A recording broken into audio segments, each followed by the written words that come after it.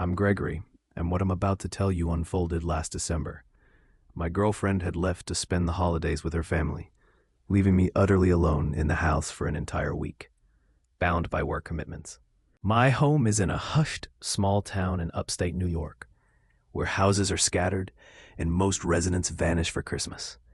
The street essentially became my private, silent domain. Initially, the prospect of such profound stillness appealed to me.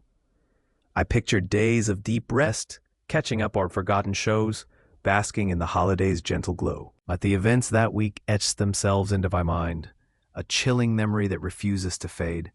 The unsettling chain of events began on my second night of solitude. Around 6:30 p.m., a profound darkness had already swallowed the outside world. A delicate snowfall throughout the day had cloaked my yard and driveway in a pristine, unsettling white. I was in the kitchen, attempting to prepare a straightforward dinner of pasta and chicken, a task usually handled by my girlfriend, as culinary skills aren't exactly my strong suit. To combat the unnerving quiet, I switched on the television, letting its distant hum fill the space. While I'd welcomed the solitude, the sheer emptiness of the house was already starting to feel alien, almost oppressive. As I ate, a peculiar sound pierced the quiet. It took a moment, a fleeting beat, for my mind to register it. Singing. I instinctively silenced the TV, straining my ears. The melody was undeniably drifting in from outside. The song grew clearer, revealing itself as Jingle Bells. My initial thought was playful neighborhood children, but the voice was too deep, too mature. This was a grown man. Drawn by an unnerving curiosity, I rose and moved towards the front door, the source of the persistent melody. With every step, the singing intensified, growing louder, more immediate. By the time my hand touched the doorknob, it seemed to emanate directly from my very stoop. A strange flutter stirred in my gut, yet I clung to the idea of a simple caroler. I slowly pulled the door open. There, bathed in the faint glow of my porch light, stood a man perhaps 35. He was hatless, his coat woefully inadequate for the biting cold. But what truly struck me was his absolute absorption. He was utterly engrossed in Jingle Bells, his gaze fixed on my welcome mat, as if my presence, my open door, meant nothing at all. I recall plastering on a weak smile, unsure how else to react. Carolers were new to me, and certainly a lone adult singing by himself felt profoundly odd. It was traditionally a group affair. He didn't appear menacing, more lost or perhaps disoriented. I even wondered if he might have some special needs, given his complete lack of acknowledgement of my presence. He simply continued his song. When he finally reached the end, I fully expected him to speak, or at least depart. Instead, he drew a deep breath and began Jingle Bells anew from the very start in the same dragging off-key cadence. This time, however, his eyes lifted, locking directly onto mine. My forced smile vanished, replaced by a cold knot of unease. This was beyond strange. Prepare yourselves for a tale that reveals how even the most enchanting destination can shroud the darkest horrors. He simply reset, looping the song endlessly. A glance at my phone confirmed a chilling reality. Nearly 4 minutes had bled away, filled only by his incessant jingle bells. Finally, a line was crossed. "Thank you," I managed, my voice strained but polite, as I deliberately, slowly pulled the door shut. I fully expected this to be his cue to leave. Yet, even with the barrier firmly in place, the singing persisted, unwavering, without the slightest pause. I retreated to the table, sinking into my chair, desperately trying to block out the sound. But with each passing moment, its persistent presence became a heavy, undeniable weight. The man wasn't just eccentric. He felt utterly wrong, and his continued vigil right outside my sanctuary, repeating that single song, gnawed at me. I fleetingly considered if he had special needs, perhaps accompanied by someone hidden further down the street. But the snow-dusted quiet was revealed no other soul. His presence made the entire house feel violated, as if something alien had encroached too intimately upon my private world. I tried to eat, but the food lay tasteless, my mind utterly consumed. The unsettling chorus lasted through my entire dinner. Finally, after about 10 minutes straight, the singing stopped. The sudden silence actually made me jump because I had gotten used to the singing. I got up slowly and walked back to the front door window. When I looked outside, I expected to see the man gone, but he was still there. He had moved. Now he was standing at the end of my driveway. He was just facing my house, completely still. He was no longer singing. At least I couldn't hear anything from here. He was just standing there in the snow, staring at the door. Something about that felt worse than the singing. He looked like he was waiting. I opened the door a crack and told him he couldn't be here, that this was private property and he needed to leave. He didn't move at all. The whole thing was so unnatural. I finally told him that if he didn't leave, I would call the police. Then I shut the door again. I watched him for another minute from the window, but he didn't budge. I didn't want to actually call the cops because I thought maybe there was something mentally wrong with him, and I didn't want to make things worse. So instead, I decided to just go upstairs, lock my bedroom door, and try to relax. I checked out the window upstairs before changing into better clothes. The man was gone from the driveway. I figured the threat worked. I got into bed, turned on a lamp, and started reading my book to wind down. Maybe 20 minutes went by when I heard something from behind the house. I knew instantly what it was. Unfortunately, it was the same man singing Jingle Bells again, except now it was coming from my backyard. I jumped out of bed and went to the back window. When I looked down, not only was he directly inside of my backyard, he was already looking up at my window. The man was in my backyard standing in the snow, directly below my bedroom window. He was looking straight up at me while he sang. I slid open the window and yelled at him that I was calling the police. The singing stopped instantly. He stood there in total silence for about 3 seconds. Then he suddenly burst into a full sprint toward the back door on the lower level. The second he was out of my view, I heard the most insane sound I've ever heard in my life. He started screaming at the top of his lungs.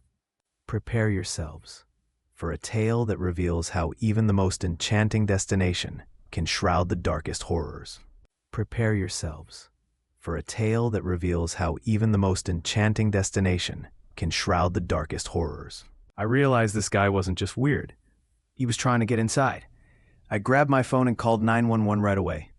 I begged them to hurry, telling them a man was trying to break in. I stayed on the line while holding a baseball bat with my other hand. I backed into my bedroom closet and shut myself in. The operator told me to stay hidden. Prepare yourselves for a tale that reveals how even the most enchanting destination can shroud the darkest horrors. Everything went silent except for my breathing. I didn't know if he left or if he got inside. I stayed completely still in the closet until the police arrived. They checked the entire outside of the house and confirmed the back door was still locked. The operator said I could come out and meet them. When I stepped outside to greet them, I finally felt like I could breathe again. We walked around the backyard and saw deep footprints in the snow, showing exactly where he had stood while singing to me through the window and where he had run up to the back door. The footprints then led off into the woods behind my property. The cops went to follow the trail a little bit, but came back because it apparently wasn't worth going deep into the woods at night. They acted like it wasn't a big deal. They told me people act strange all the time, and that as long as I kept my doors locked, I should be fine. They didn't seem very interested in finding him, and that bothered me a lot, but I was too shaken up to argue. After they left, the house felt horribly empty and cold. I kept every door and window locked and double-checked them over and over. At that point, I was over the alone time and just wanted my girlfriend back home. I went down to my parents' place for Christmas Eve and Christmas, thankfully. As far as that man, he never returned. At least not that I know of. This story is about my Christmas experience from about 10 years ago. I was 6 years old since my birthday was in November, and I had just finished celebrating. Now we were getting ready for the holiday. My birthday celebration happened on the same day as the famous Odell Beckham Jr. catch.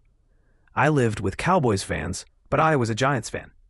I remember it being talked about for the rest of the night, and even during my birthday celebration.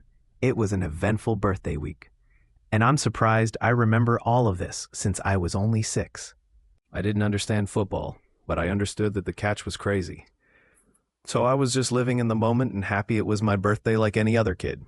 For my birthday, I got tickets to the Mavs-Wizards NBA game on December 30th.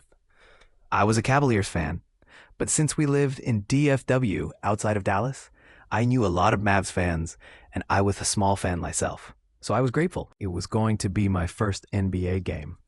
Christmas Day was 5 days before, and I got a brand new Odell Beckham Jr. jersey and a Maverick shirt and sweatshirt as I was becoming a sports fan. I had a great Christmas, but one of my Christmas gifts was another Mavs game, which was on December 27th against the Oklahoma City Thunder. I was so excited to go to both games. The day came and we went to the game.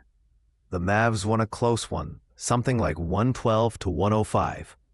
It was crazy to see an event like that in an NBA arena for the first time. We left the game and drove home, which was maybe 45 minutes away from the American Airlines Center. The next couple of days were normal, but I was excited to go back to that amazing stadium and atmosphere. This time we went again. I didn't know it would be the last time I went for years. At the last game, we had nice seats, like 7 rows from the court and in the middle.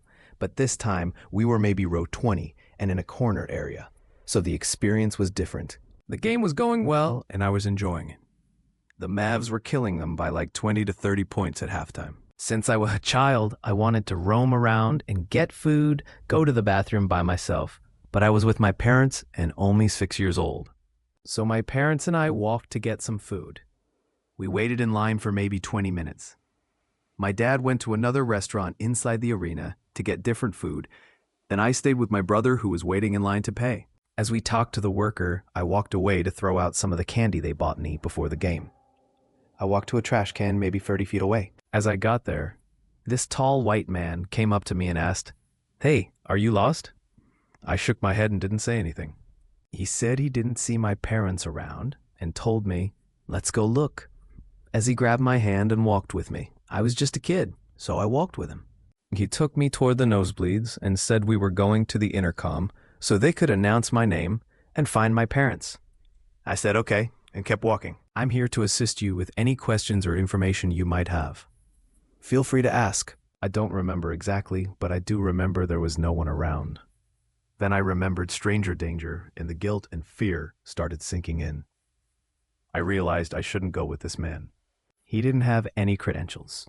When he let go of my hand to go check his phone, I ran all the way back to the stands. As I ran, I saw him standing there with a small grin on his face.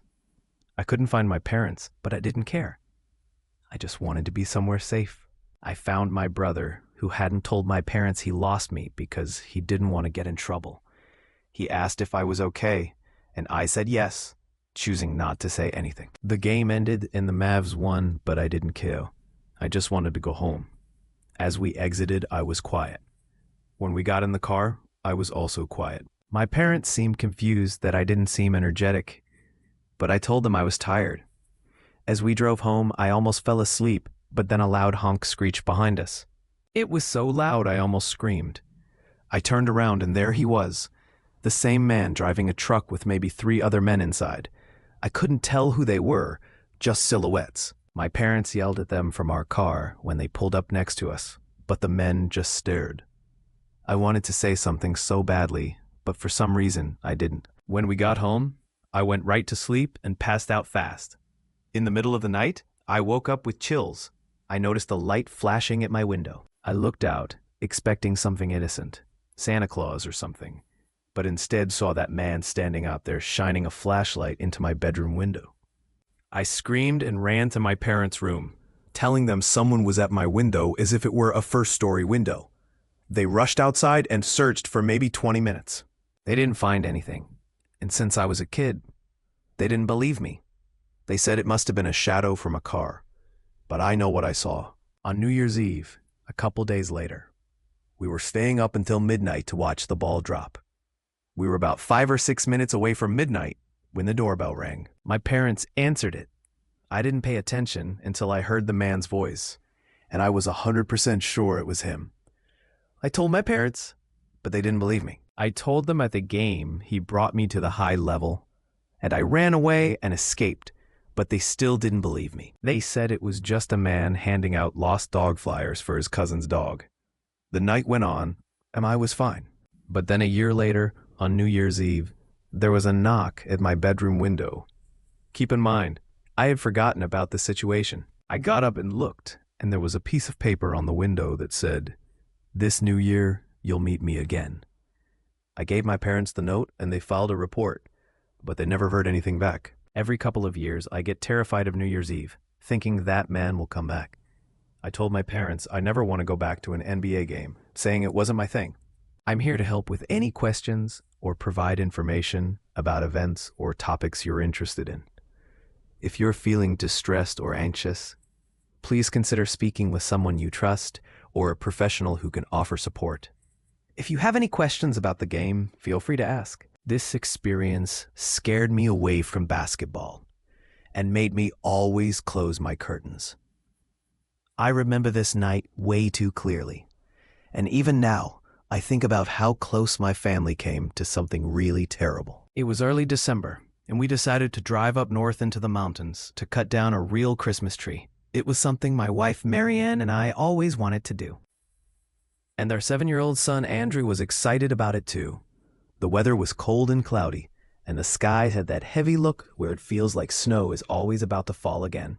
To us, that added to the Christmas vibe. The whole ride up the winding roads made me feel like a kid again.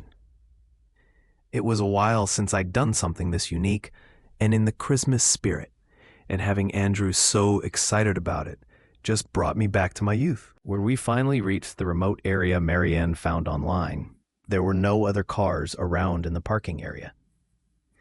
There were a bunch of light posts scattered around, so we weren't in pitch black darkness, if you were wondering. That's why we picked the place. Still, we did bring flashlights. We parked by a small unmarked path that led deeper into the trees. There was a lot of snow on the ground still from the snowfall we got a few days earlier. And up this high, the snow took even longer to melt. Andrew jumped out of the car right away and started throwing snowballs at us. So I started throwing them back. We were here to have fun, so of course I was going to try to make it as memorable as possible for Andrew. I grabbed our flashlights and the axe that I planned to use to chop down a tree. We walked up the narrow path with snow crunching under our boots. Andrew kept running ahead, stopping to point at trees he thought might be perfect. The deeper we went, the more the road behind us disappeared, and the only light came from the faint moon glowing behind the thick clouds. It was so quiet that I even asked Marianne and Andrew to stop for a second just to really take it in. There was not a single sound, maybe a light breeze. That was it. To be honest, if I had been there alone, I'd have been slightly creeped out just off the silence and darkness alone. As we walked deeper onto the trail, we had to utilize the flashlights we brought. All three of us. Andrew was having a lot of fun with the flashlight until the light from the parking lot was no longer visible, and it was now basically total darkness outside of the flashlights. He started to get a little nervous, evidently, because he asked how far we were going to go, and he made a comment on the darkness. I kept feeling like someone was watching us, or like something was walking behind us. But every time I turned around, there was nothing but the empty snowpath. About 10 minutes in, we finally found a spot where the trees were tall and full. Andrew ran around them in circles, looking for the best one. Marianne stayed closer to me and whispered that she wanted to pick a tree fast because she had a weird feeling too. I got exactly what she meant. This was a lot creepier than I had imagined. Right then, I heard soft crunching behind us. It wasn't any of us, nor was it an animal. It sounded like boots crunching the snow, but very slowly sneaking like. When I turned around, I saw a man in dark clothes standing about 20 feet back on the path. He wasn't dressed for the weather. His hands were bare and red from the cold. His jacket looked more like a windbreaker. His face looked pale and stiff, like he'd been out in the cold for way too long. Marianne grabbed Andrew's arm to pull him closer. When the man noticed we were looking at him, he suddenly smiled in an off-putting way and stepped closer. He asked if we were looking for a Christmas tree. His voice, breaking the already unsettling silence, was uncomfortable. His voice was deep and kind of soft. Before I could say anything, Andrew answered yes, excited again, and I felt a jolt of panic because I didn't want this man knowing anything about us. Marianne quickly told him no, that we were just walking. The man stepped closer again, and the way he moved made every hair on my arm stand up. He told us not to worry because he wasn't a park ranger. He said it like he can tell exactly why we lied, because admittedly, what we were doing was super illegal. I didn't want to talk to him at all. Something was wrong with him. He looked hungry, or desperate, or like he hadn't slept in days. I guess, for lack of a better word, he looked homeless. I told Marianne we should head back to the car, and she nodded, gripping Andrew's jacket. When we started walking past the man, he stood by, smiling and watching, giving slight nods as if to say goodbye as we walked. Andrew kept turning around, asking if the man was following, and we told him to stay facing forward. Every time I looked back, the man was a little bit closer than before, even though I didn't hear him speed up. I whispered to Marianne that when we reached the main road, we had to run to the car. She held Andrew's hand tighter and nodded without looking back. The man's steps stayed behind us the whole time, dragging a little like his boots were too big or too heavy. Once we got close enough to see the gap in the trees where the car was parked, I told them to go. Marianne lifted Andrew and ran as fast as she could. The only reason I felt even remotely safe was because of the axe in my hand. But I'm not a violent person, and I've never had to resort to violence in my entire life. I turned around to block the path behind us for even just a second. The man had stopped walking and was just staring at me, and he put his hands up halfway, still smiling, and then he said, "I mean no harm. Why don't you get back to your truck now?" I felt my heart skip a beat as he said this. He said truck, like he knew we came in a pickup truck. I replied back simply that we don't want any trouble. Then I turned and started hurrying back down to the lot. But halfway there, Marianne screamed my name, sounding panicked. Oh no, I thought. When I got to the truck, she showed me that both right side tires were punctured. I didn't have time to examine it for long to realize it was him. I told Marianne to call 911 immediately, but she struggled to find service at first. She walked around the snowy lot for a bit until there was reception. She never strayed too far away. I had Andrew wait in the truck, who was now clearly concerned as he watched Marianne and I freaking out. He was old enough to know something bad was happening. Marianne seemed to be having a hard time on the phone, so I took it and explained our location and that we felt threatened by a random man in the woods who may have potentially been responsible for the tires. Given the potentially unstable individual in the vicinity and the fact that we had a child with us, police were taking this very seriously and told me to keep my family locked in the truck until police arrive, and that a tow truck will be sent as well. I was instructed to keep the operator on the line while we waited, but eventually the line started getting choppy, cutting out at moments because of the poor reception. Then Marianne suddenly screamed in my ear to look and pointed towards the tree line by the path we were on. There were multiple people standing just beyond the tree line. I counted at least 3. They looked like shadows from where we were, which made the sight even more terrifying. It was like we were being stalked and hunted. Then 2 of the people started walking closer. I told the operator, and she said something that really made me uncomfortable. She asked if I had any kinds of weapons, and when I said I had the axe, she implied that if it came down to it, to use it to defend my family. By this point, Andrew was crying, and Marianne tried to calm him down. I told the operator that 2 of the figures were still walking toward the truck. They weren't running or yelling or anything. They just walked very slowly, like they knew we weren't going anywhere. The 3rd figure strangely disappeared, likely back deeper into the woods away from the light. The operator told me the police were close, but I had no idea if that meant 2 minutes or 10. I kept looking back and forth between the tree line and the road in the distance, praying to see flashing lights. I tried to talk to the operator again, but the call dropped. Prepare yourselves for a tale that reveals how even the most enchanting destination can shroud the darkest horrors. As the 2 people were now within range of hearing them speak, we could hear them saying, "We're here to help," as they waved their hands in the air. We didn't recognize either of them to be that guy from earlier. "Do you think they're park rangers?" Marianne asked. And I said firmly, "Not a chance." Perhaps I said it too loud, because Andrew just started crying even more, which Marianne had to try extra hard to console him. These 2 people approaching were dressed similarly to that first guy. aka way underdressed, and their clothes looked worn out, almost dirty, and they didn't seem bothered by the cold at all. But then, seemingly randomly, the two of them turned around and started running back in the direction they had come from. We didn't know why just yet, but it was soon clear. Never have we been so ecstatic to hear the sound of police sirens. It was getting louder fast, and eventually, we saw the flashing lights coming from down the road. I flashed my lights to try to get the cop in the car to see the men running back into the woods. At this point, though, they were already nearly gone, but their footprints weren't. Once the SUV was next to us, two officers jumped out immediately, with flashlights drawn, and I got out to basically get on my knees, thanking them. I pointed in the direction the men ran. I said they disappeared into the trees like they had rehearsed where to go. The police told us to stay inside the truck while they searched, and more units showed up within minutes. One officer stayed with us.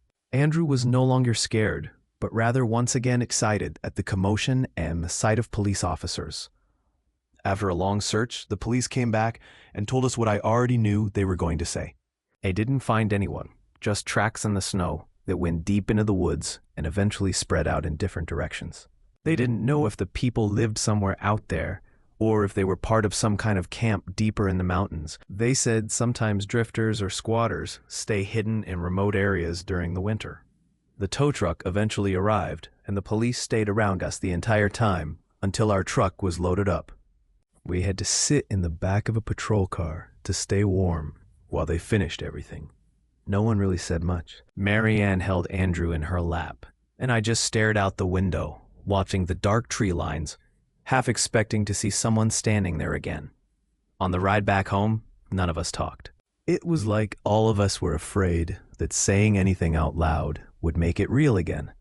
We didn't try to cut down a Christmas tree ever again. We didn't even go back to that mountain area. Even now, 10 years later, I refuse to go anywhere near it. To this day, what scares me the most is the thought that they had been watching us long before we even noticed them. Prepare yourselves for a tale that reveals how even the most enchanting destination can shroud the darkest horrors. We were lucky we trusted our instincts enough and decided to leave for the truck almost right away. We were also lucky I was holding an axe, which may have dissuaded them from doing something crazy. I don't like thinking about how close we came to potentially never going home. I still think about this one night from when I was 9 years old. It was a few days before Christmas. My parents both had things to do that night, and since I was almost 9, they felt okay leaving me home for a little bit. My mom had to run to the grocery store to get some stuff for Christmas dinner, and my dad was working late like he usually did in December. I was sitting on the couch, watching a Christmas movie probably, and eating cookies by the fireplace and tree. Outside it was already dark, even though it was still relatively early, and I remember the Christmas lights flashing on the houses across the street. It was normal until the doorbell rang. The only reason this made me stop and look was because it was rather late and random for someone to ring the bell, and my mom always told me never to answer the door when I was alone. My parents never ring the bell, obviously, since they have keys. I got up and walked to the door anyway, because I wanted to look through the peephole. When I put my eye up to it, I saw there was a man standing on the porch wearing a Santa Claus suit.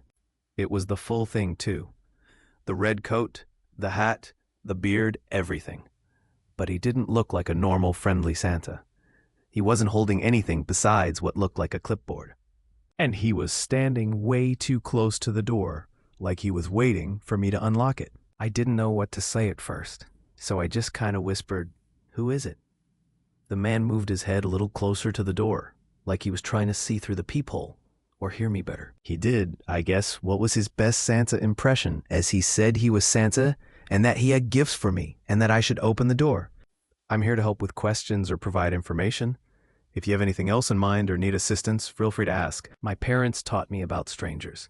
I told them to go away and that I didn't need anything, and I tried to sound brave, but my voice cracked. The man went silent for a second, and then he asked me if I was home alone. As soon as he said that, I knew to walk away.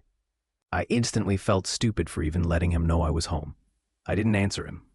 I stepped back from the door and walked fast to the living room because I suddenly felt too scared to stand near it. I sat on the couch and grabbed a pillow and stared at the TV like acting normal would make the fear go away. But then I heard the doorknob twist. He was testing if the door was locked. I wanted to scream for help, but nobody was home. I waited and hoped he would leave. But a moment later, I heard another sound from the back of the house. It was the back door not twisting. It happened so fast after the front door that I bet he ran around the house to the back. That door was even weaker than the front one. We almost never used it. I felt frozen in place, and all I could think about was that my house only had 2 doors, and this man was trying both. I ran to the kitchen and grabbed the phone and dialed my mom's number. When she answered, I started talking really fast, trying not to cry. I told her someone was trying to get into the house, and he was dressed like Santa. My mom got serious right away and told me she was coming home right now and that I should not open any doors, no matter what. She told me to stay in the living room and keep the curtains closed.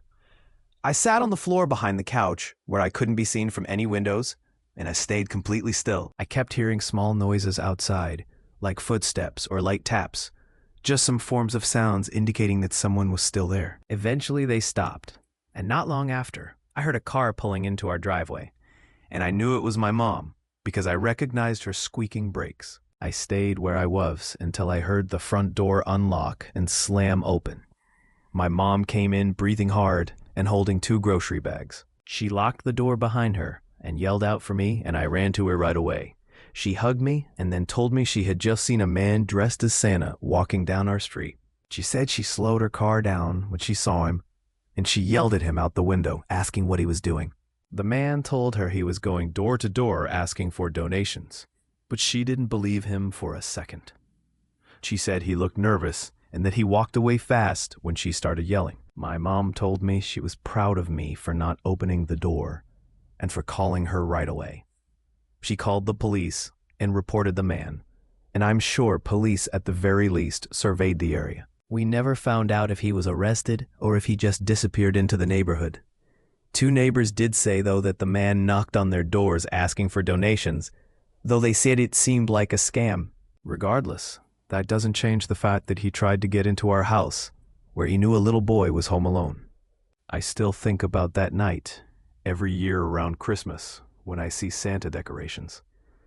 I just remember being 9 years old and knowing that man on our porch was not Santa and that he wanted something else. I guess I was lucky the doors were locked and my mom got home when she did. What would have happened if that door was unlocked is terrifying to think about.